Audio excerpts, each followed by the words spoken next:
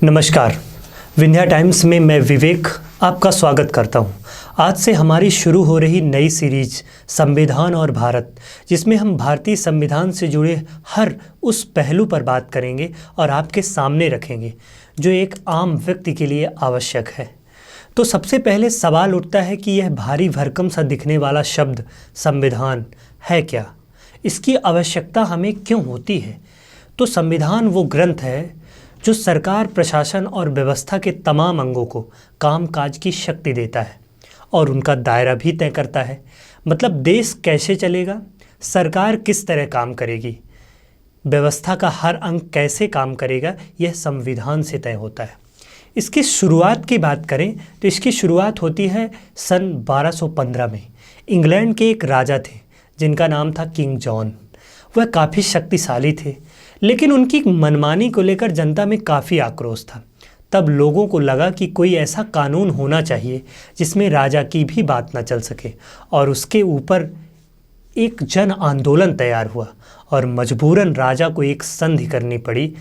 1215 की यह संधि विश्व भर में जानी जाती है पहले संविधान के रूप में, जिसे कहा जाता है मैग्ना कार्टा। दुनिया भर के अलग अलग देशों ने जब संविधान बनाया तो इस मैग्ना कार्टा को ध्यान में रखा, जिसमें लिख दिया गया था कि कोई एक ऐसा कानून जो हर व्यक्ति पर लागू होगा, हर व्यक्ति के लिए समान होगा, और आगे भी जो भी सक्सेसिव किंग आएंगे वह इस कानून से बंधे हुए होंगे। जब भारत का संविधान बना तो हमने देखा कि अमेरिका में, कनाडा में एक लिखित संविधान है। तो हमने भी तय किया कि हमारा भी एक लिखित संविधान होगा और हम एक लिखित संविधान अडॉप्ट करेंगे। जैसा कि आप सबको पता है कि भारत का संविधान दुनिया के सारे संविधान में, प्रजातांत्रिक देशों में सबसे लंबा संविधान है, जिसमें 395 अनुच्छेद जो अब 440 से भी ज़्यादा हो चुके हैं, जिनको अलग अलग शेड्यूल और पार्ट में डिवाइड किया गया है। एक महत्वपूर्ण चीज़ है कि दुनिया के दो तरह के संविधान हैं। पहला फेडरल कॉन्स्टिट्यूशन यानी संघीय संविधान, और दूसरा है यूनिटरी, जिन्हें हम कहते हैं एकाकी संविधान।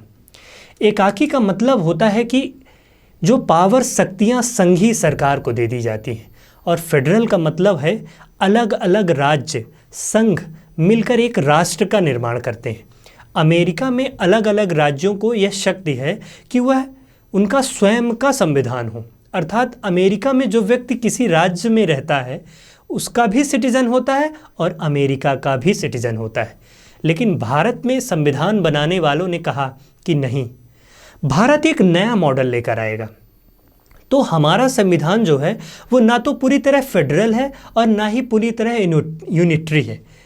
हम अपने आप को कहते हैं क्वाज़ी फेडरल, मतलब एक ऐसा संविधान, एक ऐसा राज्य, एक ऐसा राष्ट्र जहां सरकार की पावर होगी और जिसमें राज्य सरकार की भी पावर होगी और केंद्र सरकार की भी पावर होगी। जब भारत में संविधान बनाने की बात सामने आई तो यहाँ के स्वतंत्रता सेनानी कानूनी जानकार थे। उन्होंने महसूस किया कि भारत में शासन व्यवस्था के लिए नियम बनाने की ज़रूरत है। वह चाहते थे कि भारत में जो शासन व्यवस्था के नियम तय करने के लिए भारत के लोगों के लिए एक संविधान सभा का गठन हो। लेकिन अंग्रेज सरकार इसके लिए बिल्कुल भी सहमत नहीं थी। साल 1935 में अंग्रेज़ों ने इस मांग को शांत करने के लिए अपनी तरफ से गवर्नमेंट ऑफ इंडिया एक्ट अर्थात भारत शासन अधिनियम लेकर आई। लेकिन कांग्रेस ने इसका यह कहकर विरोध किया कि इसे तो भारत के लोगों ने बनाया ही नहीं है। साल 1946 में आज़ादी की लाली उम्मीदों के आसमान में दिखाई देने लगी। दूसरा विश्व युद्ध खत्म हो चुका था। इंग्लैंड इस युद्ध का विजेता था, लेकिन उसके प्रधानमंत्री विंस्टन चर्चिल अपना चुनावी युद्ध हार गए थे।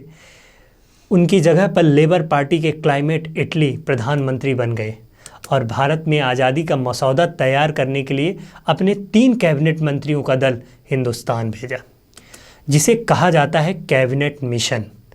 कैबिनेट मिशन जिसकी अगुवाई क्रिप्स कर रहे थे। कैबिनेट मिशन की पहली मुलाकात महात्मा गांधी से हुई। मौसम गर्मी का था, इसलिए लॉर्ड साहब की शिमला की कोठी को बैठक के लिए चुना गया, जिसमें एक पक्ष कांग्रेस का था, जिसके तात्कालिक अध्यक्ष मौलाना अबुल कलाम आज़ाद थे, पंडित जवाहरलाल नेहरू, सरदार वल्लभ भाई पटेल आदि ऐसे तमाम लोग थे।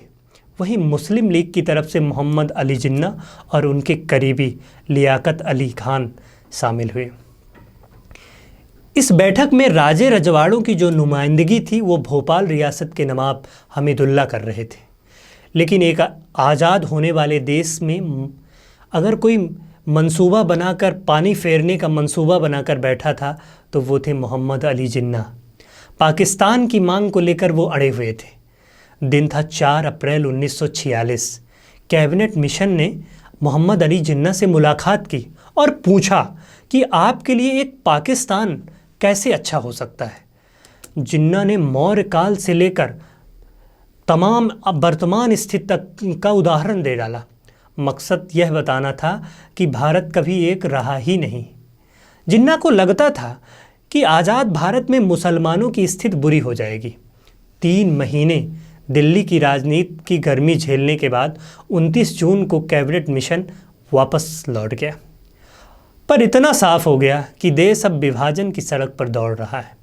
लेकिन गांधी जी विभाजन के लिए तैयार नहीं थे, लेकिन उनकी हर कोशिश विभाजन को रोकने में असफल लग रही थी। आज के लिए बस इतना ही। मिलते हैं अगले एपिसोड में, भारत और संविधान के अगले एपिसोड में। तमाम खबरों के लिए आप देखते रहिए विंध्या टाइम्स। बहुत बहुत धन्यवाद।